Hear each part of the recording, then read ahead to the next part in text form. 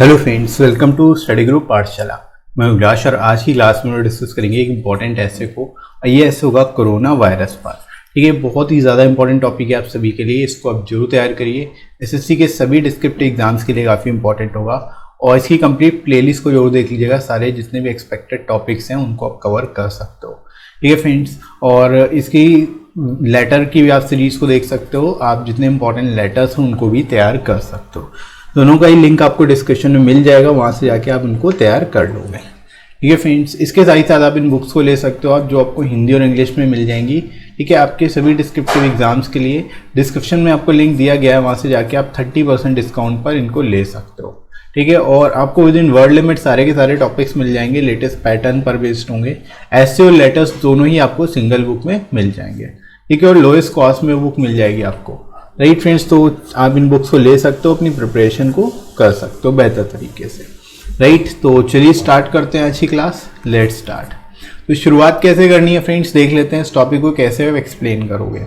तो corona virus are types of viruses that typically affect the respiratory tract of mammals including humans. ठीक है, यानी आप बता सकते हो कोरोना वायरस के एक तरह के वायरसेस हैं जो कि क्या करते हैं, रेस्पिरेटरी ट्रैक्ट को अफेक्ट करते हैं, प्रभावित करते हैं। ठीक है, मैमल्स में और इंक्लूडिंग ह्यूमन। ठीक है, ह्यूमन को भी इफेक्ट करते हैं। राइट, तो यहाँ पर आप इस तरह से लिख सकते हो, they are associated with common cold, pneumonia and severe acute respiratory syndrome, यानी SARS।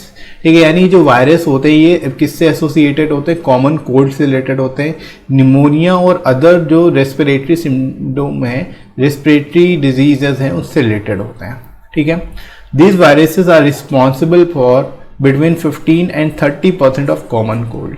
ठीक है, यानी इन वायरसेस की वजह से 15 to 30% जो कॉमन कोल्ड की वजह से ही ये वायरस होने के चांसेस होते हैं। ठीक है, तो यहाँ पर आप इसके बारे में बता सकते हो, एक्सप्लेन कर सकते हो इस तरह से। ठीक है फ्रेंड्स, तो शुरुआत आप बेसिकली यहाँ पर इस तरह से करोगे।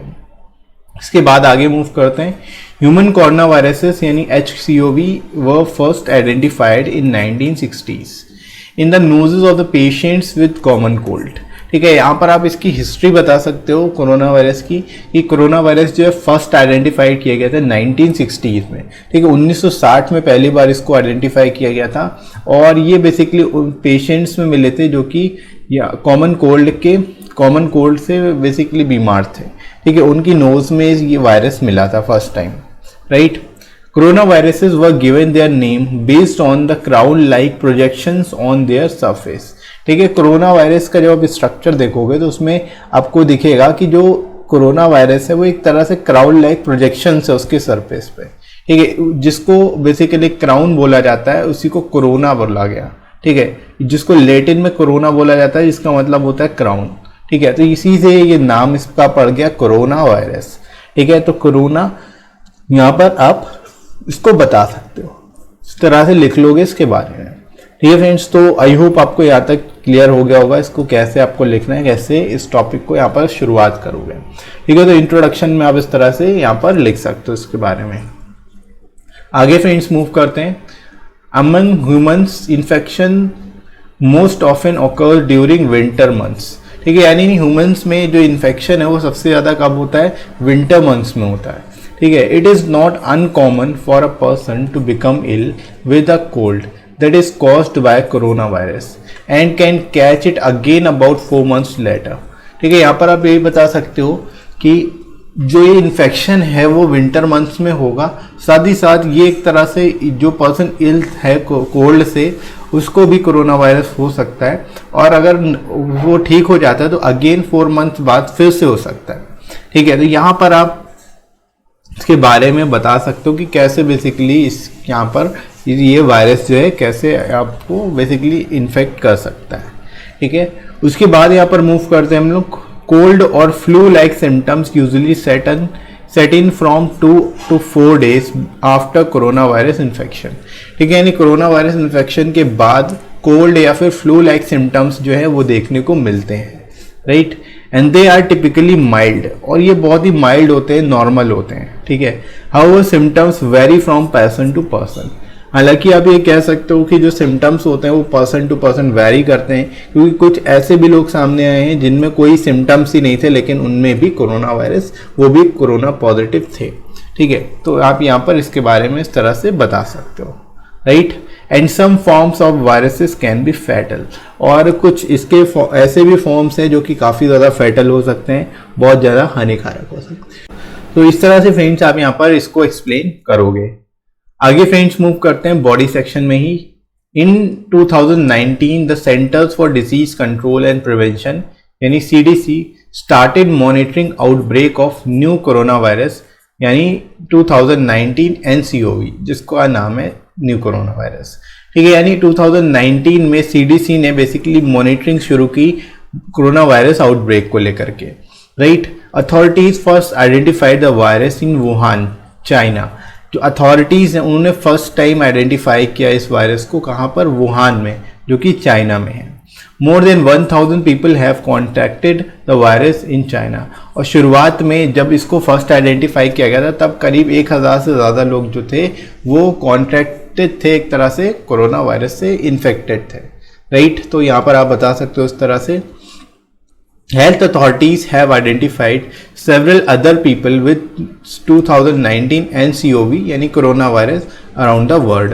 ठीक है, यानी कि हेल्थ अथॉरिटीज ने ये भी आइडेंटिफाई किया कि कुछ अदर ऐसे पीपल हैं जिनको कोरोना वायरस है अदर कंट्रीज में भी, पूरे वर्ल्ड में। ठीक है, including 5 individuals in United state.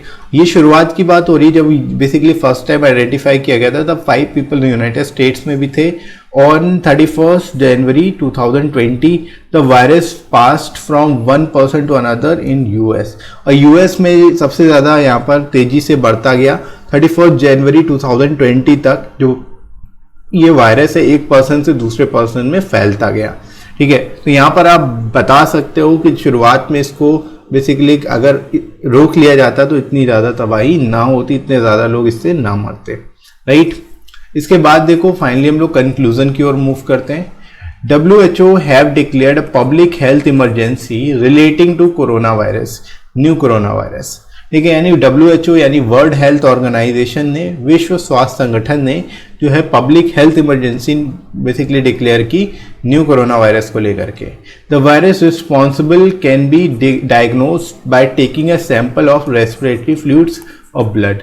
अब आप ये भी बता सकते हो ये जो वायरस है इसको डायग्नोस भी किया जा सकता है रेस्पिरेटरी फ्लूइड से या फिर ब्लड के सैंपल लेकर के। ठीक है, तो यहाँ पर आप बता सकते हो इस तरह से।